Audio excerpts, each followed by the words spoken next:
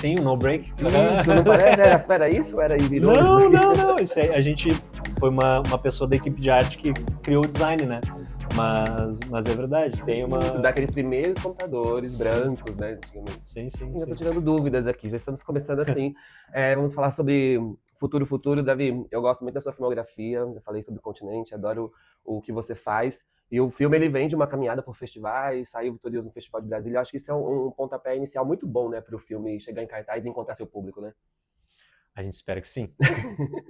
Eu não sou tão otimista, mas sim, eu acho que, enfim, eu acho que hoje os espaços de festival, eu gosto de pensar que eles são ambientes de trincheira, assim, né? Eu acho que a gente vai lá para criar barricada, para pensar, inclusive, soluções contra as avalanches que, né, nos afetam diariamente, né? Acho que a gente vive uma crise do cinema tão imensa que os festivais né, se tornaram esse espaço da gente também se reenergizar, né? Do público também se reenergizar, porque eles vão lá para uma troca, né? E lembrar que um outro cinema é possível, né?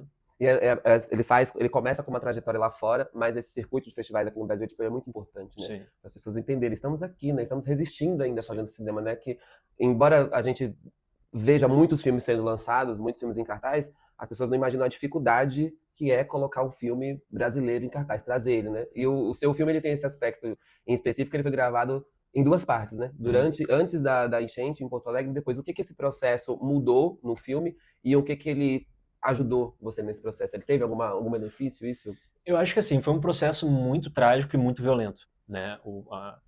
A enchente que a gente viveu em 2024, que aconteceu durante a filmagem do filme, ela é uma ferida, ela é um trauma no estado inteiro, né? Pessoas foram afetadas mais diretamente do que outras, né? Pessoas perderam casa, perderam trabalho, mas todo mundo de alguma forma naquele trauma, assim como a Covid, conhecia pelo menos alguém que tinha perdido tudo.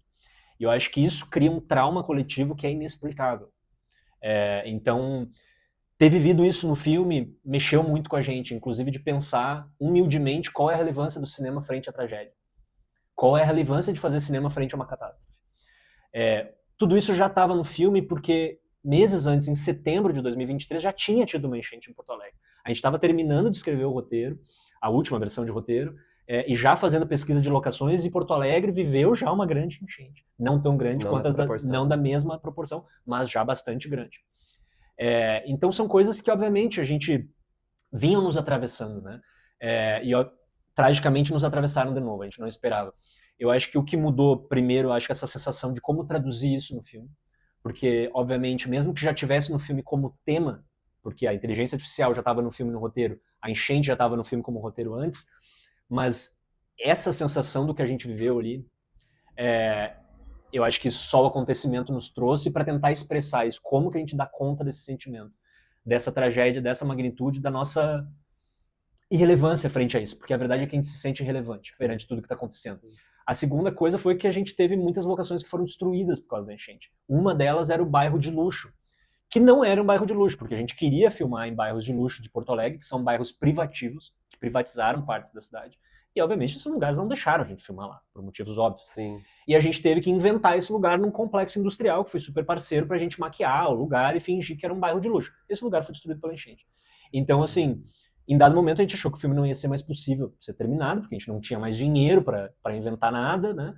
E a inteligência artificial que já estava no roteiro e já era como minha proposta investigar essas imagens, se tornou, na verdade, uma maneira de investigar criticamente e criar esse bairro de luxo através das imagens de inteligência artificial.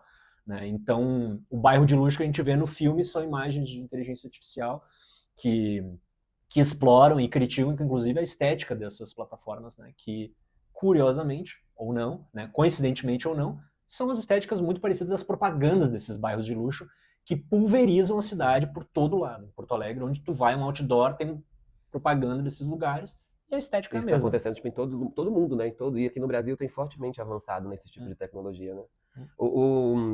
O filme ele fala sobre inteligência artificial, é uma narrativa tema ali e tudo, mas eu gosto muito dessa perda de memória do personagem ali principal.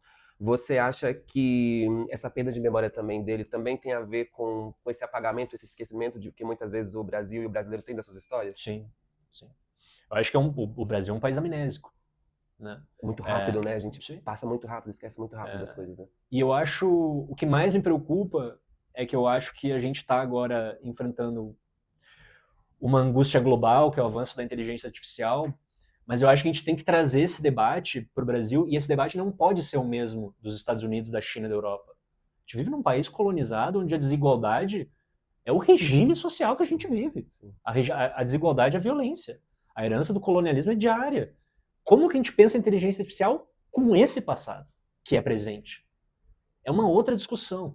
E a gente não está nem falando de submissão de como nação perante outras nações, que essa é uma outra discussão. Então eu acho que a gente tem que pensar como que a gente vai lidar com a inteligência artificial, assim como a gente está discutindo, e tem muitas pessoas discutindo, pensando crise climática dentro de um país como o Brasil, que não se conhece, que não lembra a sua história, né? Um país amnésico. Então eu acho que, enfim, de alguma forma o filme pensa essas múltiplas crises que estão sobrepostas, né? Crise climática, crise tecnológica, crise política, crise social, crise urbana, crise de identidade, mas que também estão relacionadas entre si, né? E eu acho que pensar isso dentro do Brasil é um desafio muito importante. Como que você observou o olhar das pessoas para o filme antes dele chegar em cartaz? Ele passou por festivais, como a gente começou aqui. Como que você observou o olhar das pessoas para o filme, assim, de quem já viu, pelos festivais, quando ele passou tanto no Brasil quanto fora do Brasil? Eu acho que as pessoas percebem o estranhamento do filme, e essa era a principal coisa que eu queria. Eu acho que a gente vive numa tirania da certeza imediatista. Eu acho que a gente vive num momento em que todo mundo tem uma resposta contra ou a favor, imediata, Pra tudo, né? para tudo. E não exatamente sobre o que as coisas são, mas sobre o que as coisas parecem que são. Existe um termo para isso, as pessoas estão falando sobre o look and feel de cada coisa, né? Eu não sou exatamente contra ou a favor daquela pessoa por quem ela é, mas por quem ela aparenta ser. Porque a gente não tem tempo de investigar cada coisa, a gente não tem tempo de investigar a opinião de cada pessoa, a opinião de cada coisa que acontece no planeta, e a velocidade das coisas fazem a gente reagir dessa forma, né? Eu acho que a gente precisa da dúvida e da ambiguidade da pergunta urgentemente. E eu acho que é isso que o filme propõe. Ele propõe dúvidas para o espectador, estranhezas, que eu acho que a gente precisa disso urgentemente, e as pessoas têm reconhecido isso. As pessoas saem muito mexidas. Já saí de várias sessões em que as pessoas falam para mim que elas não sabem o que elas viram. Elas não sabem nem expressar o que elas viram. Se elas gostam, se elas não gostam, eu não me importa que as pessoas gostem do filme. Não é para isso que ele foi feito. A gente não faz filme para que a gente seja amado. É um filme para discussão, né? Exatamente. Você sai da sala, você começa a debater com as pessoas, entender, né? Cada um sente uma coisa, né? Exatamente. Há um tempo atrás, isso era algo bom.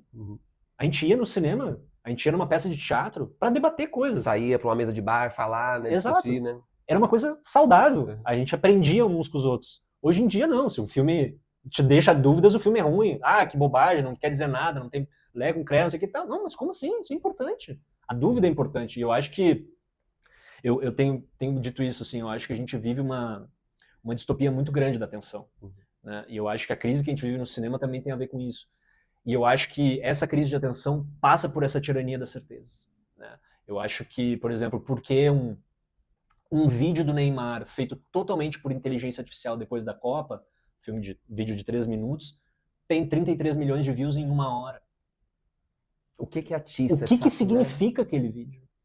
O que significa? Por que a gente pega e abre o TikTok e fica vendo em looping vídeo de pessoas comendo macarrão ou fazendo dancinha? O que mexe isso dentro da gente pra gente querer ver isso? Eu acho que existe um novo regime de imagem que a gente também tem que pensar. As imagens deixaram de servir, elas deixaram de ter o modo de operação delas no mundo hoje é outro. Uma significância também, né? Antes as imagens de uma forma tinham uma relação com o real. Né? As imagens eram uma intermediação nossa com o real. Tirava uma foto, aquilo existe. Aquela imagem mostrava que aquilo existe. E isso criava uma certa compreensão compartilhada do que era o real. Hoje as imagens, hoje a gente não passa no Instagram para ver o que é falso. Que antigamente a gente fazia, né? Essas imagens é fake. Não, hoje a gente procura para ver o que é real. Sim, é o contrário. Porque a maioria é fake. Então a gente tem, na verdade, hoje um aparato de imagem que cria uma alteração do real. Porque a gente já não sabe mais a gente não tem mais uma realidade compartilhada. A gente tem realidades criadas pelas imagens, cada um para um. Né? Tu tem uma, eu tenho outra, geradas pelos nossos algoritmos, nos nossos celulares, nas nossas telas, e a gente não sabe se a gente vive no mesmo mundo. E é muito maluco isso, porque eu acho que antigamente a gente tinha uma visão totalmente diferente do que seria 2026, 2025, 2027, e hoje a gente se depara com um futuro que a gente fala, nossa, a gente chegou aqui, né? É isso que vai ter agora? Tipo, a gente imaginou o carro voando e a gente tá brigando com inteligência artificial, acreditando se um vídeo é real ou não. Né? Eu acho que essa é uma questão importante, que eu acho que o filme aponta para isso e provoca, que é... Será que a gente realmente tem poder de decisão frente às coisas? Será que a gente realmente tem poder de decisão do nosso destino? Ou será que a ilusão de que a gente tem poder de decisão não foi o que nos levou para a nossa tragédia? Coletiva e individual. Eu acho que uma das perguntas que a gente tem que fazer, o Siddhartha Ribeiro, no livro dele Oráculo da Noite, ele termina falando, enfim, uma das coisas que ele fala que é muito interessante é que a nossa espécie sobreviveu encontrando soluções para os grandes problemas, de predador, de comida, de clima. E foi assim que a gente sobreviveu. Eu acho que hoje nós espécies que não somos os 8 bilionários que controlam o planeta, essas são outras espécies, né? Eu acredito que são outras espécies, eu acho que a gente tem que criar uma solução que é para nossa passividade. Sim. E para nossa irrelevância perante o que a gente acontece. Porque a gente vive num mundo em que parece que o mundo vai acabando e a gente não consegue reagir a isso. E eu acho que enfrentar isso e olhar para isso e discutir isso, que é o que eu acho que o filme faz, é uma questão importante. Como eu te falei, eu gosto muito da sua filmografia, eu sempre fico ansioso para ver o que você vai vir depois, desde Castanha. E eu sinto uma linha ali que você assina a maioria dos filmes, você também assina roteiro, você também faz. Eu gosto muito disso, porque você tem mais prioridade ali na direção de saber o que você quer e como esse filme encontra o público, né? E a maioria dos seus trabalhos, eu vejo que tem sempre algum personagem que ele tá meio desconectado ali, meio deslocado. Isso tem uma linha tênue nos seus trabalhos ou é algo que aconteceu assim? Eu acho que assim, eu sempre digo, não dá pra pensar um filme depois do outro. Obviamente a gente pensa em retrospecto, isso é fácil, mas quando a gente faz um filme, a gente nunca nem sabe se a gente vai fazer outro, porque cada filme é um milagre. A gente nem sabe se vai existir cinema no Brasil ano que vem, né? Então é difícil pensar isso como um curso amplo, né? É uma reação. Eu acho que existe uma dúvida individual de identidade que me move muito perante como a gente reage ao mundo, que é uma grande dúvida existencial. Eu acho que cada um de nós se debate com a nossa finitude, se debate de como se relacionar com os outros, como se relacionar consigo mesmo, e eu acho que isso é uma coisa que me atravessa, assim, e a relação disso com o território, no caso do rifle do continente, o território rural, e o Castanha e o futuro das cidades, né, dessa geografia das cidades, a violência que as cidades expressam na própria urbanidade, eu acho que isso é uma coisa que me move muito, assim. Pra gente finalizar, você me fez despertar uma coisa que eu acho que eu nem lembrava mais. Eu amo essa parte do aspecto do fim do mundo, né, que vai ter. E eu sou uma pessoa que pode não parecer, mas a gente viveu duas coisas. A virada do milênio, onde todo mundo achava que o mundo ia acabar, e aquela loucura e aflição que foi 2012, né, que todo mundo... Sim. Acho que foi mais no imaginário das pessoas, mas acho que a virada do milênio foi mais isso, né? Isso tem algum reflexo, assim, tipo, no seu roteiro, nas histórias? Como que isso entra? Eu acho que a gente tem um grande fetiche sobre o fim do mundo. E eu acho que o cinema, inclusive, construiu esse fetiche dentro de nós, né? A gente pensar que Hollywood, por exemplo, explorou muito o imaginário de fim de mundo, né? E é o fim de mundo esse que acaba com um bang, né? E eu acho que isso é um fim de mundo paralisante. É um fim de mundo que nos coloca outra vez nesse lugar da passividade. A gente pensa que a gente não tem o que fazer, então a gente aceita que o mundo vai acabar. Mas, na verdade, existem os fins de mundos diários, né? Que acabam nas periferias da cidade, que acabam para as populações marginalizadas, população pobre. E esses fins de mundo são esquecidos. E esses fins de mundo são lutados no dia a dia. Essas populações têm que reagir a esse fim de mundo diariamente. A fome, as enchentes que afetam primeiro essas áreas antes das áreas ricas. Agora mesmo, a construção dos data centers, que são uma coisa importantíssima, que vem desde a geração das nuvens, da Netflix, tudo isso usa data center. A gente tem que lembrar onde elas são construídas. Em lugares, cidades pobres, perto de comunidades que não têm recursos, muitas vezes não tem nem água, e a água dessas comunidades vão para esses data centers.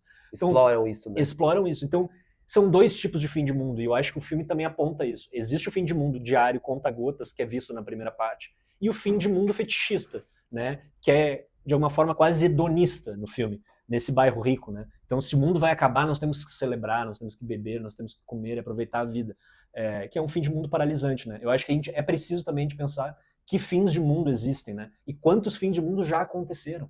A escravidão no Brasil foi um fim de mundo. Foi um grande apocalipse, né? Quantos outros fins de mundos também houveram? Mais recente, nossa pandemia. Exato, pandemia. Quantos outros? Será que a gente já não vive em um pós-fim de mundo? Eu acho que essas perguntas que a gente tem que se fazer, assim. Eu gosto muito disso, quando o filme termina, a gente fica com essas questões. Bom, que ficaria horas falando aqui, gente. Se deixar, a gente vai longe, mas Futuro vai chegar aos cinemas na próxima quinta-feira. Vai na primeira semana, que isso é super importante pro filme. Estamos em um momento bom do cinema brasileiro, a gente sempre fala isso aqui, mas a gente gosta de filmes assim, pra discutir, filmes que geram debates, filmes que geram coisas na nossa cabecinha pra gente discutir depois. É isso. Obrigado, Davi. Obrigado. Parabéns pelo filme. Obrigado. E a gente quer ver mais, tá? Explore mais essas suas histórias que a gente gosta de filmes assim. Obrigado. Obrigado, viu? Prazer falar contigo.